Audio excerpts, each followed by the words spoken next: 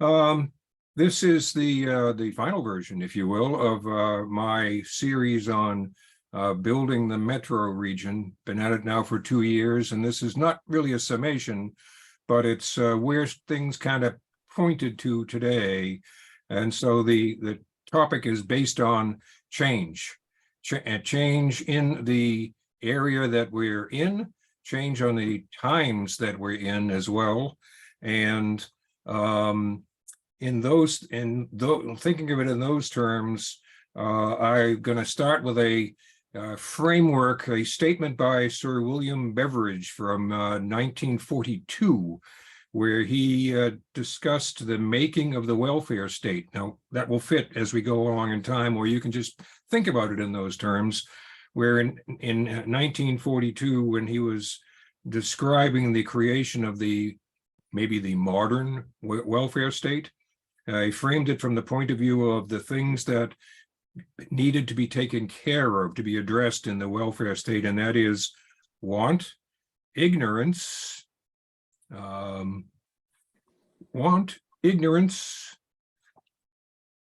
squalor, idleness, and disease, the so-called 5 giants that they intended to deal with. And I want to just kind of use those as a background to think about where we are and where we have found our way to from the first time I lit off this thing a couple of years ago now, and we had just the little here it is off to the side maybe, the little map of Lake Barcroft at the middle inside the Beltway. I originally called it Building the Beltway, but then it quickly got much bigger than that. But it has become a much more, the description today is of a much more robust and complex society environment that we live in. We have advantages. I mean, and some of the things that I talked about as I went through the various bits and pieces that I talked about in terms of, where we live and how we get here. Some of the how did we get here was the fact that we have plate tectonics and kind of things pushed us here. And I addressed some of those things. And there's also the issue of maybe things changing that will come along with that. We're not going to be pushed very far by plate tectonics, an inch every couple of years is not really a lot. But in terms of global warming and what that might do to some of the low-lying folks who are on the map here, especially over on the Chesapeake Bay, wherein some of the islands over there may be affected by the rise in the sea level. But that's really the extent of it. Up where we are, up at about 200 feet above sea level, that's not really a problem with that. But there is other goodness that we have, and that is that we don't have earthquakes, we don't have forest fires. Our population has been absorbable and employable for the most part because of the development that we have here. And we have more or less, we've gone through a lot of social change, I think we all know, in the last 60 or 70 years. And the term equity appears in almost everybody's statement of, everybody's statement of planning what they're going to do. Any of your counties will include the word equity in there somewhere. But we've been blessed with a lot of stability, and that's all to the good. In terms of the stability, though, as I said, I started this out just wanting to talk just inside the Beltway, I thought, but it very quickly got beyond that. And now I'll be talking about multiple counties, maybe 8, maybe 9 counties around, both in Maryland and in Virginia and the District of Columbia, with now a population in excess of 8 million and more to come, arriving by bus and other ways almost daily, more to come. But there's a large bit of planning that has to go into dealing effectively with all of those people and having an effective polity and effective policies that come with it to to have hopefully to have, in addition to change, but there'd be a degree of thriving in the counties with them. Each of the counties in the last 4 or 5 years at least has launched off their own plan. In Fairfax, it is One Fairfax is the name of the multi-year plan, with the idea being with a focus, no surprise, on how very high level description, lack of description, just a high level titular approach of housing, community development, and interesting homelessness, because there is a big deal in Fairfax County, the issue of homelessness as they describe it. Just south of us in Prince William County, I'm going to put my glasses on because I wrote this and now I have to read it. In Prince William County, they have an idea of a resiliency and built around what they term a safe and secure community, and capital investment programs. Up the river now in Montgomery County, they have very highbrow, and it looks the same when you light it off on a Google search, Thrive Montgomery 2050, wherein they talk about the essentially, where's the word? Housing for all and more of everything is some of the things that they talk about in the Thrive Montgomery planning documentation. Then across, since we're in Virginia, in Maryland, Prince George's County has the Plan 2035 plan, with again housing, transportation, and social and health issues, with the word equity in there more than a few times as well. Just next to them is Anne Arundel County, just north is their Plan 2040, which is no surprise, where they talk about being green and smart and equitable. And there's a lot of focus along the Chesapeake Bay in the things that the Anne Arundel County talks about.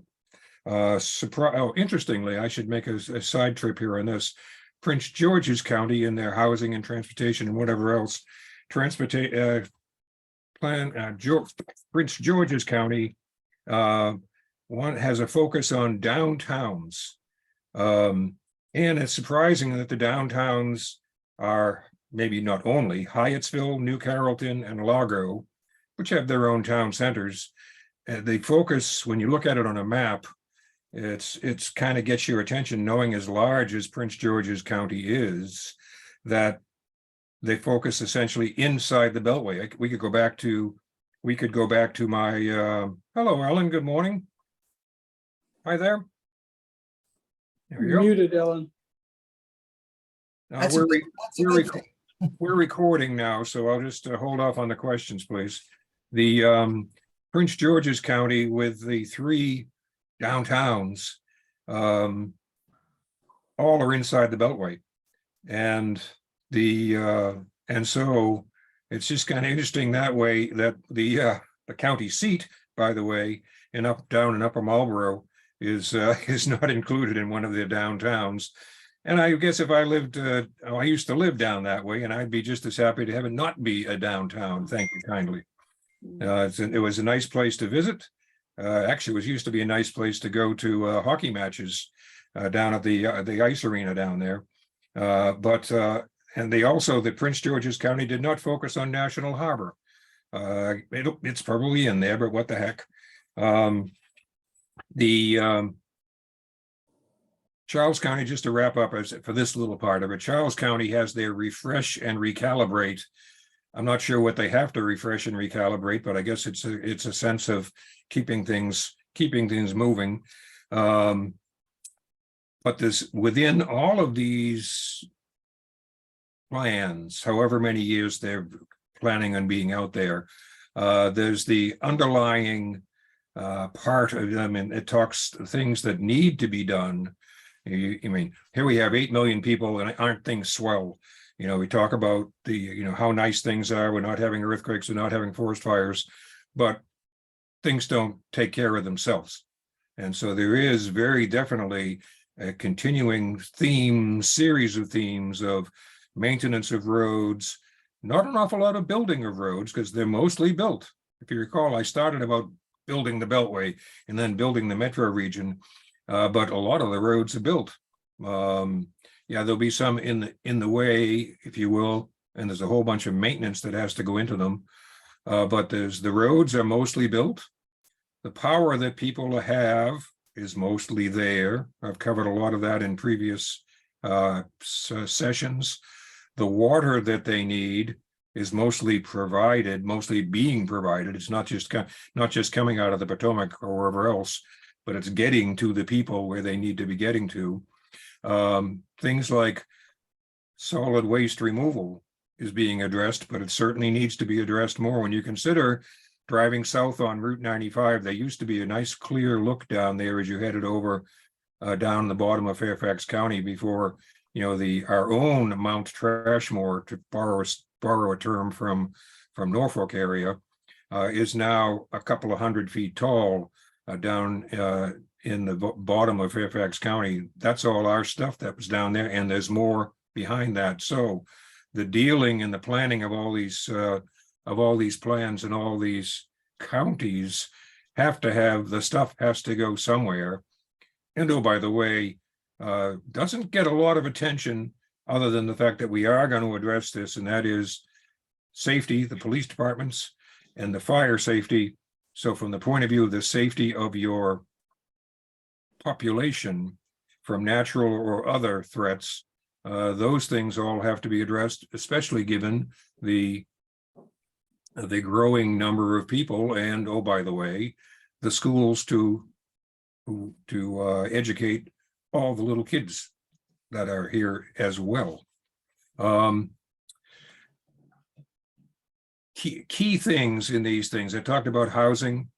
Transportation is mostly road, but there is still the rail issues with some with VRE and MARC, and then tiny little bit of water transportation along the rivers.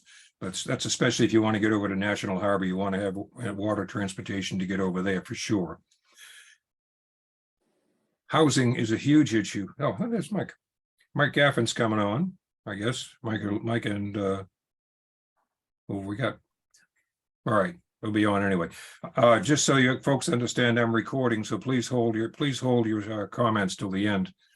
The housing issues is a huge issue. Pick your county.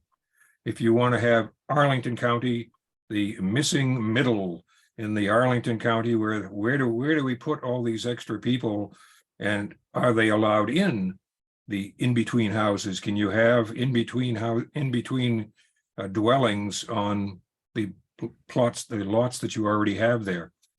Down in Prince William County, there was for a while, I think it still is on the books, especially on the western end of the county, you're required to have a quite large plot of land to build a house.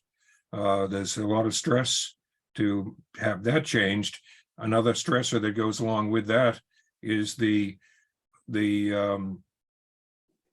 data centers that are being built in Prince William County, and they're looking ahead to oh gosh, I do have written down here somewhere the number of data centers that are intended to be down there, and that requires obviously land, water, and electricity, especially for the data centers to be housed down there and to thrive down there. So the issue of the availability of housing and where to put them, and on top of that, the issue of the health and homelessness and that impact on housing is something that each of these county planning issues, looking out, at least on paper, looking out 20 or 30 years, they really need to have something done in the first 5 years, I would think, to get things moving in the right direction. to keep them going in the right direction. I'll go back and say, when we look at the whole area here with 8 million people or so, things really, for the average person, are quite good. The education's good, the transportation's good, the water quality is good. The delivery of goods and services is very, very good. So we are really in good shape. And that's a good thing because we're getting older. So I want to kind of wrap up this short presentation with just the business of, in addition to the housing issues and all the concern with the missing middle or other housing areas, what about senior housing? And you say, oh, well, of course, there's all kinds of senior housing around here. Well, there didn't used to be. There used to be someplace for Aunt Lou or Granny to stay, maybe at my house. But in terms of actually having senior housing and the support that goes with it, and that's really only gotten going in the last 60 years. Well, that used to be a long time, but 60 years is not so long a time now as we look back at it. And the first, as according to the stuff that I've found, the first senior housing area was in Arizona in Sun City with Del Webb, which is probably a name that a lot of us have heard, starting in Sun City in Arizona. But the senior housing in terms of 55 plus, in terms of retirement communities other than that, in terms of assisted living, of which there's much of it around us, but also from the county's perspectives and the work that they're doing in terms of all their planning, the Section 8 issues in terms of how do we deal with the aging population that is less wealthy than most of the rest of us, and blended in all this in the housing, in the retirement communities, are the things that you need to make them not just a place, but a place that, if I can use the word thrive, steal the word from our friend from Montgomery County, with memory care, especially along with that, with neurological care and or hospice care. There's a lot to be seen, not a lot to be looked for downstream. And if you're at all like us, you get all kinds of mailings from places that would love to have you come and visit and maybe stay with them. But we'll be seeing, I think, a lot of housing requirements for the aging population. 8 million people, yes. How many of those are in the upper age level? Quite a few. Says he who's having his next birthday next week. And to think of it in terms of what kind of services will be there for you if you choose to have them, or if you need to have them available in this big metro region. There's a whole bunch of them there now, so you can maybe pick and choose, and that's a very good thing. But what will be there in next year and the year after that, as the metro region maybe gets even bigger? So that's all I really needed to say, I think.